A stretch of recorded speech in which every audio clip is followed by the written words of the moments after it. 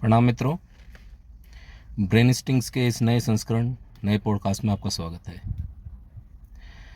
मित्रों, अभी मेरे दर्शकों की तरफ से यह आग्रह आ रहा था कि भाई वीडियो तो अच्छी जा रही है पर थोड़ा सा इनकी अवधि लंबी होती है, तो इसे थोड़ा संक्षिप्त में ही ख़त्म कर दे तो अच्छा है, क्योंकि कई बार लोगों को बीच बीच में काम पड़ जाते हैं तो लय टूट जाती है। पर क्या करूं, वो एक गीत के बोल है ना कि ये रोग पुराना है, ज़रा देर लगेगी, कोई बात नहीं, लगने दो देर, कुछ ना कुछ रास्ता निकाल ही लेंगे हम लोग, देर बेशक से लग जाए। तो आज का जो पॉडकास्ट है जिसकी मैं शुरुआत करना चाहता हूँ वो एक स्टिंग ऑपरेशन से करना चाहता हूँ, जो कि किया है राजधर्मा की संपादक अर्चना तिवारी जी ने। राजधर्मा और अर्चना तिवारी जी का नाम सुन के मेरे दर्शकों के कान खड़े हुए होंगे, क्योंकि उनका काम हम सभी ने कहीं ना कहीं किसी न किसी रूप में देखा ही है। कैसे नूह के दंगों में उन्होंने रिपोर्टिंग की थी, फिर कश्मीर में जब चुनाव हुए तब उनकी रिपोर्टिंग देखी, और अब ये एक नया उनका काम देखिए। मित्रों, हृदय चाहिए जो काम ये बहन कर रही है, ठीक है। इस चीज़ के लिए प्रणाम है मेरा इस बहन को। देखिए स्टिंग ऑपरेशन, देखिए अर्चना तिवारी जी का। एज एन टूरिस्ट मैंने वहाँ पर जाके घूमा, लोगों से मैंने बातचीत की और आप हैरान हो जाएंगे इस बातचीत को सुन करके। ये मैं आपको दावे के साथ कह रही हूँ। इस वीडियो के अंदर मैं आपको बताऊंगी कि आखिर इस बार मैंने कश्मीर के अंदर रिपोर्टिंग क्यों नहीं की। इस वीडियो के अंदर मैं आपको बताऊंगी कि हमारे देश में क्यों ज़रूरी है अमेरिका का वो पैट्रियट एक्ट, जिसकी बात मैंने अपने पहले वीडियो के अंदर की थी। इस वीडियो के अंदर कुछ ऐसी बातें हैं जिनको आप देख करके हैरान रह जाएंगे। क्या सच में किसी भारतीय नागरिक की ऐसी सोच हो सकती है क्या? क्योंकि मैं तो उस वक्त हो गई थी जब मैं उस कैब ड्राइवर से बात कर रही थी। तब उधर से इतना फील हो रहा है कश्मीर को, वहाँ पे शादी हो रही थी लड़की, 4 दिन रह गए थे, उनका पूरा घर उनका भी ध्यान था, न कोई रिलेशन न कुछ उनके साथ पड़ोसी। 6 दिन हुए थे बस। नेवी की जो ऑफिसर यहाँ पर आए थे शादी होकर के हनीमून तो वो जिंदा है क्या? ड्रामा बना रहे? उसका देखा ना वीडियो, उसका वो जिंदा, हरियाणा का जिंदा, वो नेवी कोची वाले की मैं बात कर रही हूँ। कोची वाले ऑफिसर की नेवी हो ना हरियाणा को, वो जिंदा। उनने बोला हमारी वीडियो कैसे चढ़ा रहे जनाब, हम तो उससे पहले थे यहाँ पे, अभी देखो। नहीं, इसकी 6 दिन हुई शादी को, जो कोची में जिसका अभी पोस्टिंग हुआ था उसकी मैं बात कर रही हूँ। आप कौन सा न्यूज़ देखते हो? कौन सा सर? ये भी तो आप ही न्यूज़ वाले इधर हो। अभी देखो फोन पे क्या कह रहा है। कौन सा देखते हो आप लोग? हर एक तमाशा कौन का क्या कह रहे हैं। तो मतलब वीडियो में जो कोई भी चल रहा है झूठ चल रहा है, सब झूठ है। यही कमी है, पता है? अपनी पेट के लिए सब एक कोई ना कोई चूना मार रहा है। मतलब जो विधवा, जो बच्चा जो कह रहा है, आ रहे हो ना घूम के, वैसे मैं भी घूमता हूँ, ये गाड़ी नहीं आ रही पूरा। नहीं मतलब मैं ये पूछना चाहती हूँ आपसे कि जैसे जो बच्चा बोल रहा है कि मेरे पापा से पूछा कि हिंदू है मुस्लिम, वो झूठ बोल रहा है। वो झूठ बोल रहा है।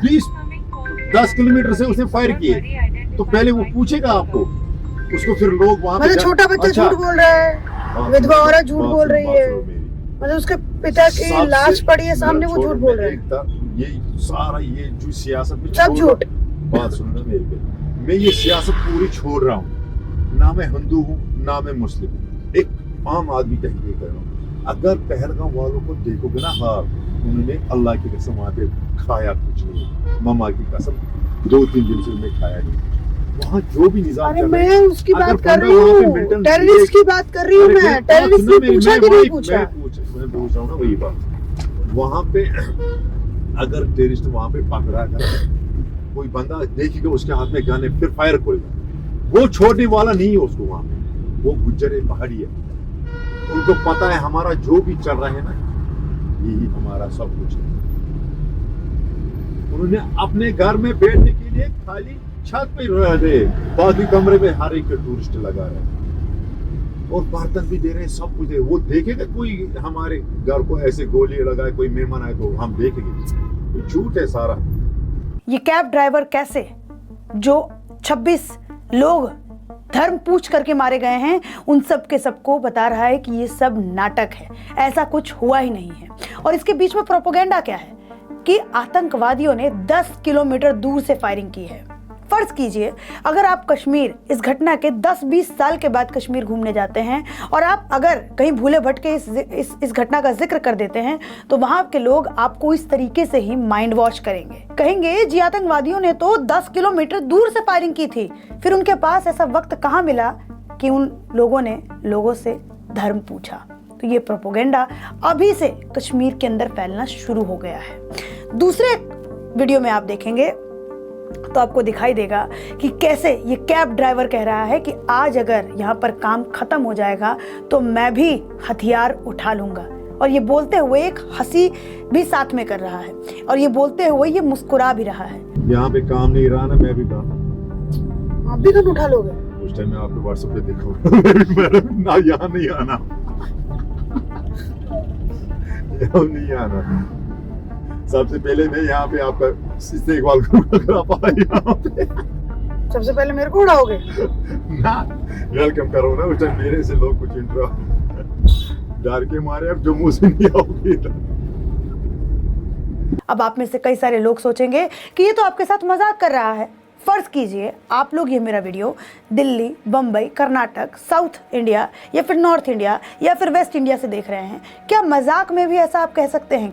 क्या मजाक में भी ऐसा बोल सकते हैं कि अगर आपके पास रोजगार ना हो तो आप हथियार उठा लेंगे और देश के खिलाफ जो साजिश चल रही है उसमें शामिल हो जाएंगे? क्या आप मजाक में भी ऐसा कर सकते हैं क्या? और अगर आप ऐसा मजाक में भी कह रहे हैं तो आप देश के लिए एक गद्दार नागरिक हैं।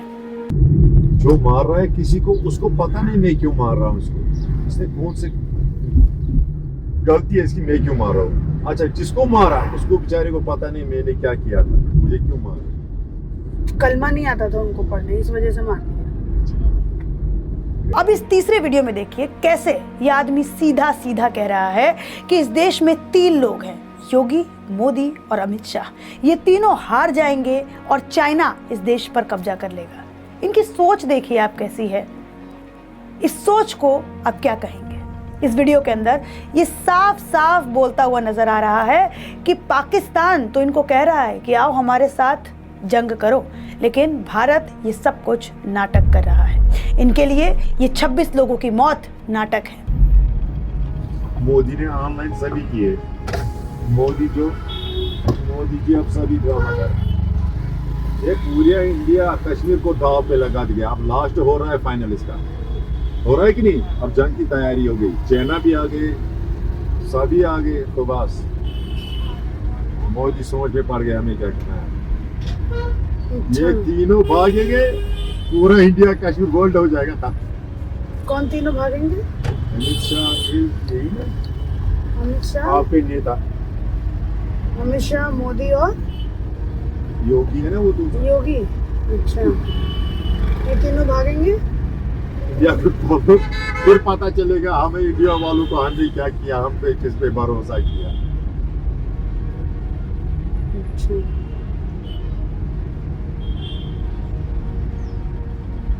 2 दिन से पूरी लाइन ऑफ कंट्रोल थे, जहां आप गए ना वहां पे इतनी हालात खराब है कहने की बात नहीं। इनके लिए ये जो 26 लोगों को धर्म पूछ कर मारा गया है, ये सब का सब नाटक है। जी मित्रों, देख लिया वीडियो, स्टिंग ऑपरेशन देख लिया आपने? तो ये है लबो लबाब इस पूरी कवायद का। अब इस वीडियो के थ्रू जो भी मैं कहना, सुनना या दिखाना चाहता हूँ, उन सभी चीज़ों को अर्चना बहन ने अपने खुद के द्वारा ही इस वीडियो में कवर कर दिया। तो अब मैं इसके ऊपर कुछ बोलूं यह अतिशयोक्ति होगी। तो इस वीडियो को आप खुद देखिए और खुद ही आकलन कर लीजिए, अपना अपना आकलन अपने अपने हिसाब से बैठा लीजिए। और मेरा ये विश्वास है कोई भी व्यक्ति कैसा भी आकलन जब परिणाम स्वरूप सामने लाए तो वही निकलेगा जो निकलना चाहिए। चलिए आगे चलते हैं। आज का दूसरा विषय है मित्रों, कुछ वीडियो शेयर कर रहा हूँ जो अभी इंटरव्यू किया गया ANI न्यूज़ द्वारा। जो लोग पाकिस्तान के यहाँ पर वीज़ा में रह रहे थे, सार्क वीज़ा पे रह रहे थे और उनको वापस भेजा जा रहा है, तो उनको कवर किया है। ज़रा उन वीडियोस को देखिए और जो इसमें सबसे लास्ट वीडियो होगा उसको ज़रा गौर से देख लीजिएगा, क्योंकि उस पर मैं कुछ कहना चाहता हूँ। उसमें कुछ है, ऐसा कुछ ख़ास है जिसे बताना ज़रूरी है। इन वीडियोस को भी देख लो। ये तो मुझे भी मालूम नहीं है कि जब यहाँ हमला हुआ कश्मीर में हमला हुआ, उसकी सजा हमें मिल रही है। आए समझ में, मुझे 41 साल हो गए हैं यहाँ। ना माँ है, ना बाप है, ना बहन है, ना भाई है। मेरा कोई ठिकाना नहीं है, मैं बेसहारा हूँ। तो आपको भेज रहे हैं, क्या कहना चाहेंगे? सरकार से क्या होना चाहिए आपको? सरकार से हम ये अपील करते हैं, ये जो कुछ हो रहा है सब गलत हो रहा है, अच्छी बात नहीं है। तो जो हुआ था, जो श्रीनगर में हुआ, वो आप समझते हैं कैसा? गलत हुआ, हम उसका साथ नहीं देते जी। हम कह रहे जिसने किया उसकी टांगे काट के टंगाओ, हम खुद भी देखेंगे। ये तो हमें समझ नहीं आता, बोलता है इसको वापस जाना पड़ेगा। ये 84 में सर इधर आई है और इसका बाप यहीं का था, चाचा भी यहीं का था। वो पार्टीशन से पहले उधर गए थे और पार्टीशन जब हुई तो वो वहाँ ही रह गए। हमारे वालिद साहब यहाँ 80 में हम भी गए हैं अपने वालिद साहब के साथ। तो फिर 82 में मेरी शादी उधर हुई। मैं 7वीं में उस वक्त पढ़ता था। 82 में सर से हमारी शादी, 84 में ये आई है इधर। तो ये समझ नहीं आया क्यों भेज रहे हैं इसको। वो बोलता है यहाँ से निकलना है, आपका वीजा और पासपोर्ट खत्म हो गया है, आपको जाना है। तो दो दिन पहले हमें लेटर आई थी, फिर SHO साहब ने हमें थाने में बुलाया है। थाने से फिर लाइन में रात को रखा है। कल सुबह हम 8:15 बजे उधर से निकले हैं। बीबी का वीजा या इंडियन पासपोर्ट नहीं बना हुआ था, आपने ट्राई नहीं किया? ट्राई किया, हर चीज ट्राई किया है, नहीं दिया है। नेशनलिटी के लिए कागजात भरे, नहीं दिया। नूरी के लिए कागजात उसे पहले भरे थे तो नहीं दिया सर। अब इसका आधार कार्ड इधर का है, इलेक्शन कार्ड इधर का है, इंडियन का है, मगर समझ नहीं आता क्यों। पहलगाम में आप उसको कैसे देखते हैं? हम उसको कंडम करते हैं, सारा कश्मीर उसको कंडम करते हैं, पूरी दुनिया उसको कंडम सर करती है। रावलपिंडी इस्लामाबाद। तो क्या क्यों भेज रहे हैं, आपको क्या बताया? देखिए, कुछ नहीं कह सकते। मेरे इस टाइम पे जो मेरा थॉट प्रोसेस बिल्कुल काम नहीं कर रहा, मैं टोटली ब्लैंक हो गया हूँ। अभी मैं करंटली मैं परसू कर रहा हूँ अपना बैचलर्स इन कंप्यूटर साइंस से। मेरा फाइनल सेमेस्टर चल रहा है। जून में मेरे एग्जाम्स थे, तो मेरे कुछ और प्लान्स थे कि एग्जाम्स खत्म करके मैं जॉब्स के लिए, इंटरव्यू के लिए मैं प्रिपेयर कर रहा था। लेकिन अचानक से जब सब चीज होना, ठीक है, ये बहुत अफेक्ट करती है। तो मेरा इस टाइम थॉट प्रोसेस बिल्कुल डिस्टर्ब हो गया है। ठीक है, मेरे को नहीं पता रिएक्ट कैसे करना है, क्या है क्या नहीं। अब जो चीज वहां पे हुई, किसने करी, क्या है क्या नहीं, वो किसका हक बनता है? एजेंसीज का हक बनता है उनको अच्छे से रिसर्च करके डीप उनका वो एनालाइज करके उनका आउटपुट देना। हम तो उसमें कुछ नहीं कर सकते ना। हाँ, हमें रिपोर्ट किया, हमें फोन किया था नीचे पुलिस स्टेशन उड़ी से, बोला कि आप आ जाओ नीचे थाने में। तो हम लोग आगे सीधा, हम लोग वहाँ जी यहाँ का नहीं बना हुआ हमारा पासपोर्ट। हम ऐसे पाकिस्तानी नेशनल्स वहाँ से पासपोर्ट अप्लाई करके थ्रू लीगल तरीके से आए थे हम। ठीक है, हम यहाँ पे 17 सालों से, हम 2008 में आए थे, 24/11/2008 में। तो हमने विद इन 15 डेज यहाँ पे आते ही हमने वीजा स्टे करवाया था। तो उस टाइम पे स्टेटहुड भी था, ठीक है, तो इनका अपना ये था। तो उसके बाद अचानक से जब चीज होना समझ नहीं आ रही कैसे करेंगे। सरकार से मैं यही अपील करूंगा, देखो सबसे पहले तो प्रैक्टिकली होकर सोचा जाए। ठीक है, सबसे पहले ये सरकार से मैं अपील करूंगा कि आप कुछ टाइम की मोहलत दे दें, कुछ हल निकालें, कुछ टाइम की मोहलत दे दें। अब जो फैमिलीज यहाँ पे पिछले 20-30 सालों से रह रही हैं, हमने वोट भी कास्ट किया, हमारे हर एक डॉक्यूमेंट्स यहाँ के बने, आधार कार्ड है, इलेक्शन कार्ड है, राशन कार्ड है, हमारा डोमिसाइल है मेरी यहाँ की, बाकी सारे डॉक्यूमेंट्स मेरे बने। अब मैं यहाँ से कहाँ जाऊँगा? मेरा 10th भी यहाँ से हुआ है, 12th भी मेरा यहाँ से हुआ है, मेरा बैचलर चल रहा है अभी। जो पहलगाम में हुआ तो आप समझते हो वो बुरा हुआ, उसकी वजह से? ऑफ कोर्स, देखो सबसे रिलीजन को आप छोड़ दो साइड पे, ठीक है। सबसे पहले हमारे पास ह्यूमैनिटी आती है। इट डजंट मैटर कि आप किस रिलीजन से बिलोंग करते हो, सबसे पहले ऊपर इंसानियत आती है। ठीक है, तो अगर उस लिहाज से देखा जाए तो it's a very shameful act, it's literally a very shameful act for all of us. ठीक है, तो इसके लिए कोई वर्ड्स नहीं है। ऑफ कोर्स हम सभी कश्मीरी भाई, हम हिंदुस्तानी भाई सारे इस चीज को, इस इंसिडेंट को हम कंडेम करते हैं। हम इसके बिल्कुल खिलाफ हैं। अब सरकार को मैं यही देखो, सबसे पहले तो सरकार को मैं ये मांग करता हूँ कि जिन्होंने भी ये चीज करी, आप उनको अच्छे से देखें, खोजें, उसके बाद उनके अगेंस्ट प्रॉपर एक्शन लें। हम आपके साथ खड़े हैं। दूसरी चीज, मैं इन फैमिलीज के माध्यम से यहाँ पे ये बोलना चाहूंगा कि हमें मोहलत दी जाए, ठीक है, प्रॉपर एक हल निकाला जाए। अब मेरी एग्जांपल ले ले, मैं कहाँ जाऊंगा? As I told you, I have done my 10th and 12th as well from this side, right. So अभी मैं परस्यू कर रहा हूँ बैचलर्स, तो मैं कहाँ जाऊंगा? वहां पे जाऊंगा, मेरा फ्यूचर क्या है वहां पे, है ना? मेरी एक्सपेक्टेशन जहाँ की थी कि मैं आप ये कंप्लीट करूंगा, अपनी पढ़ाई फर्दर में क्या करूंगा क्या नहीं। तो बिल्कुल नो वोट्स फॉर गवर्नमेंट, ठीक है। ये देखा जाए तो गवर्नमेंट्स के लिए भी ये बहुत शेमफुल एक्ट है। ये हमें ये नहीं कर सकते ना एक्सपेक्ट गवर्नमेंट से। इतनी मचो गवर्नमेंट हो के इतना हर लिहाज से इंडिया हमारा कितना ग्रो कर रहा है, ठीक है ना? तो इंडिया, हाँ यही, वो हमें वापस बुलाएं, ठीक है, हमें एक प्रॉपर दे दें, हमें गाइड करें। फर्स्ट ऑफ ऑल तो हमें गाइड करें, ठीक है, जो यहाँ के प्रॉपर चैनल से वो हमें गाइड करें स्क्रैच से लेके अंत तक, कि ठीक है आप लोग आए, क्या है क्या नहीं, आप क्या करना चाहते हैं, क्या है क्या नहीं, वो हमें गाइड करेंगे। सो दैट हमारा थॉट प्रोसेस और खुलेगा, हमें समझ आएगी कि किस चीज को हमें कैसे देना है ना? तो बस यही था मेरा, ठीक है। मैं फिर एट द एंड में फिर अपील करता हूँ। देखिए, दो चीजें, सबसे पहले जो अटैक हुआ हम उसको कंडेम करते हैं, as I told you, humanity first, उसके बाद रिलीजन आता है। दूसरी चीज, अब मेरा फ्यूचर क्या है, इसी तरह से चलें, ठीक है, मान लिया प्रैक्टिकल होकर सोचा जाए, अगर मैं यहाँ से जाता हूँ अपनी मदर को लेकर, सिस्टर को लेके, ठीक है, लेकिन कुछ फैमिलीज ऐसी हैं जिनके, अभी मैं सुन रहा था कि 7 महीने का बच्चा वो यहीं ड्रॉप करके गई, उस माँ पे क्या गुजरेगी? 7 दिन का, सॉरी, नूरी वीजा वालों को वापस देना शुरू किया जिनके बच्चे हैं। जी बिल्कुल। तो उनके, आप खुद बताएंगे उनके साथ क्या होगा? हाँ चले ठीक है, अगर आप भेज रहे हैं तो आप फिर पूरी फैमिली को, मेरे फादर है यहाँ पे, हम इनके बिना क्या करेंगे? एक फैमिली में फादर हेड होता है ना, तो हम फादर के बिना क्या करेंगे वहाँ पे? मुझे यहाँ 40 साल हो गए हैं भैया, 40 साल से मैं यहाँ रह रही हूँ। मेरे बच्चे 3 हैं, तीनों की शादियाँ मैंने की हैं। पढ़ा इन्होंने इधर ही है, मोदी नगर में पढ़ा है, बाकी दिल्ली से पढ़ के आए हैं। बेटा गिर जो हो गए, बेटा बाहर है, वो फॉरेन एक्सचेंज भेज रहा है इनको, हमारे हर तरफ से इनको फायदे हैं। तो हमने क्या, अगर हमने क्या खता की है कि हमें इतनी सख्त सजा दे रहे हैं? ये मासूम बच्चे सफर में इन्होंने इतना अजाब उठाया कि हमने कुछ नहीं खाया है, हमने कुछ नहीं खाया। क्या होना हमारे हलक से उतरा ही नहीं कुछ। सरकारों से क्या चाहते हैं आप? कहाँ, किस सरकार से क्या चाहे, क्या देंगे?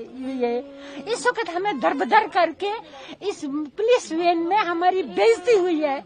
ये हम बाइज्जत लोग हैं, हम बाइज्जत शहरी हैं, तो ये क्या कर रहे हैं हिंदुस्तान वाले, क्या कर रहे हैं ये? तो हम उनके मुल्क, जो पहलगाम में अटैक हुआ उसको आप कैसे देखते हैं? हम उसकी मजम्मत करते हैं। हम जो काम अच्छा नहीं होता उसको तो हम कहेंगे अच्छा नहीं है, क्यों नहीं कहेंगे? अगर आप उनको सजा दो, अगर हम एतराज करेंगे तो हम मुजरिम हैं। आप समझते उनकी गलतियां आपको भोगनी पड़ती है? हाँ जी। देखो, मैं 72 साल का आदमी हूँ, मैं अब मफलूज हूँ एक लिहाज से। आप देखिए मेरी उम्र क्या है, मुझे खाना पके, बीवी जो है ये भी बेचारी 17 साल की है, बहू है जो हमें खाना पका के देती थी, वो उसको भी निकाला। अब घर तो लाख बढ़ गया, जला उस मकान को, मुझे हमें गोली मार, बात खत्म। हम ये कहते हैं कि हम इंसाफ, हमें यहाँ से ही वापस घर भेजा जाए। हम ना, हमारा कसूर नहीं है, अगर हम यहाँ से ये गाड़ी जो है ना वापस हमें ले जाए घर, ताकि हम भी बस, अगर इस मुल्क के साथ प्यार है, अगर हम इस मुल्क के रहने वाले हैं, तो हमें हमारे साथ क्यों जुल्म हो रहा है? अगर आजाद का ये मुजफ्फराबाद हमारा है,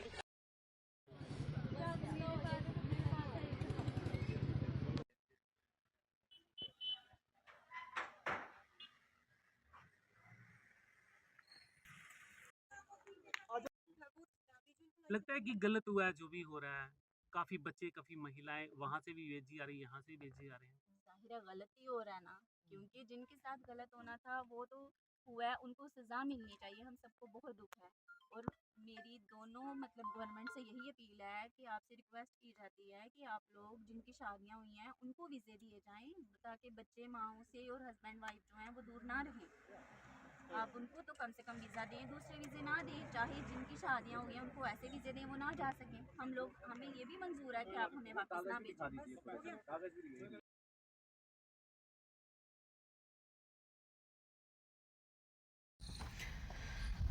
जी मित्रों, देख लिए सारे वीडियोस। पाकिस्तान जाने वाले नकली हिंदुस्तानी नागरिकों का, हिंदुस्तान में रह रहे हैं 30-30, 40-40 साल से। मित्रों, हम लोग इस इंडिया में, अपने भारतवर्ष में जी तोड़ मेहनत कर कर काम करते हैं और टैक्स भरते हैं, ठीक है।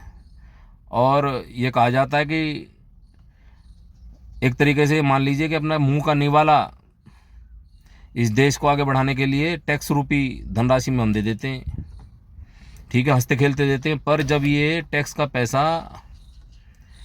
इन लोगों के भरण पोषण में जाता है, दिखता है ना, जो हमें दिख रहा है कि ये 40-50 साल से यहीं रह रहे हैं, यहीं खा रहे हैं, पढ़ भी रहे हैं और देखिए वोट भी दे रहे हैं।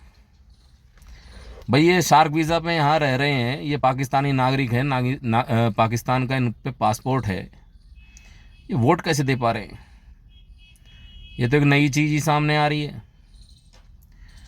मोदी जी, योगी जी से एक गुजारिश है, भाई ऐसे विषय भी समय समय पर बता दो हमें इनका भी ज्ञात कर दो, हमें इस विषय के बारे में भी, ठीक है। क्योंकि ये तो एक तीसरा ही मोर्चा सामने आ गया। अभी तक तो हम चिंतित थे बांग्लादेशी और रोहिंग्या के बारे में ही, कि भाई यही कितनी तादाद में रह रहे हैं, खा रहे हैं, पी रहे हैं और शांति भंग कर रहे हैं, बीच बीच में करते हैं अपना अपना प्रोग्राम बैठाते हैं। जिस हिसाब से भी इन्हें समझाया बताया गया है, या इन्होंने देखा सीखा ही है इन्होंने, ठीक है ही। तो ये एक और मोर्चा आ गया कि भाई पाकिस्तान के लोग भी यहाँ ऐसे हैं जो कई कई सालों से यहाँ रह रहे हैं, खा रहे हैं, पी रहे हैं, इंडिया में मौज उड़ा रहे हैं। क्यों? वहाँ तो आटा है नहीं इन पे खाने के लिए, तो ये इंडिया आए, मौज आ रही है इनकी। मतलब जैसे हम लोग अपने घर के कमरों में आते जाते हैं ना, एक कमरे से दूसरे कमरे में सहज ही चले जाते हैं, तो ऐसे ही इन्होंने पाकिस्तान भारत और भारत पाकिस्तान को कमरा समझ लिया है। वो एक गाने के बोल है ना, पंछी बन उड़ती फिरूं मस्त गगन में।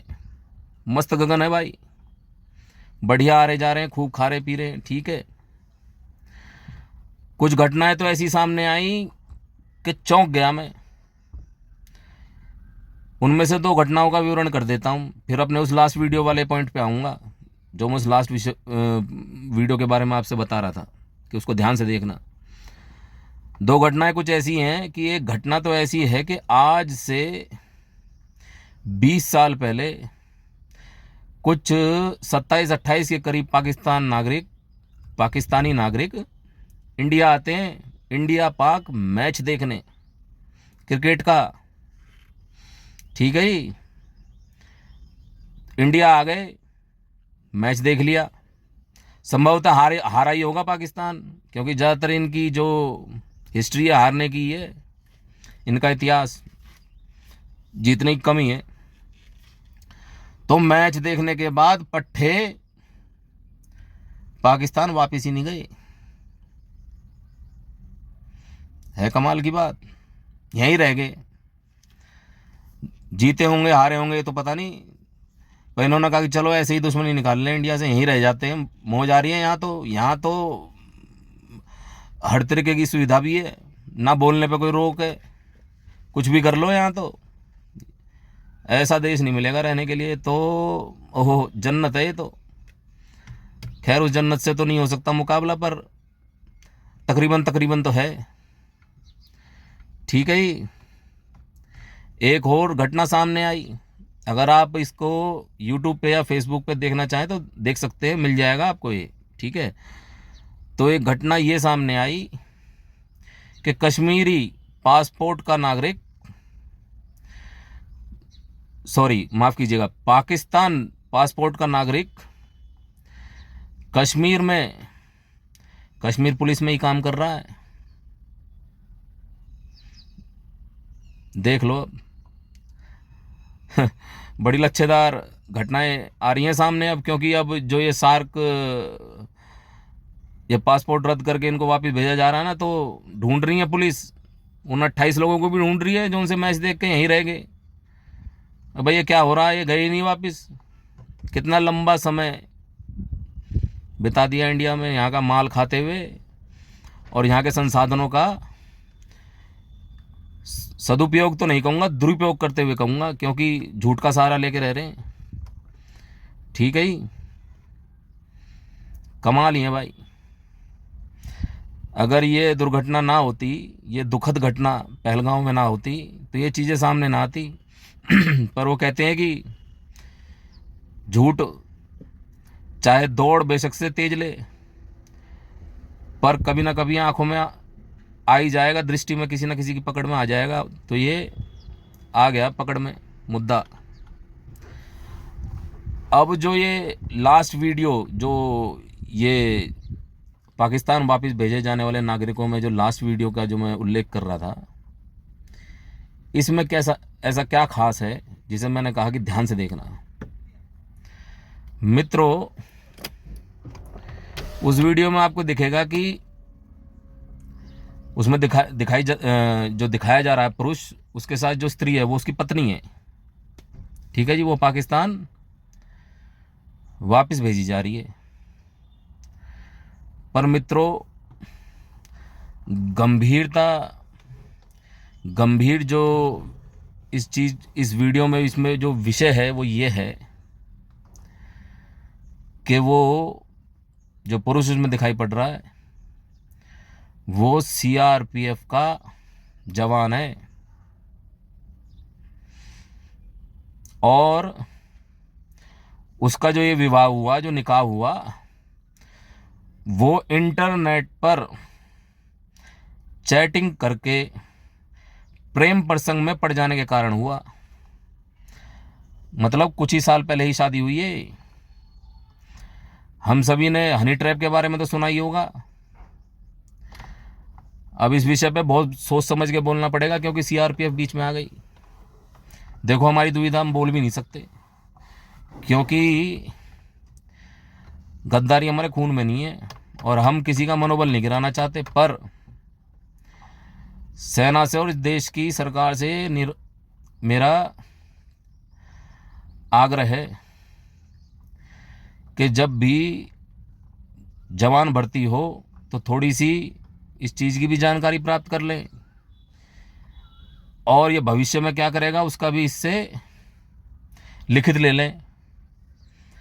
क्योंकि भाई,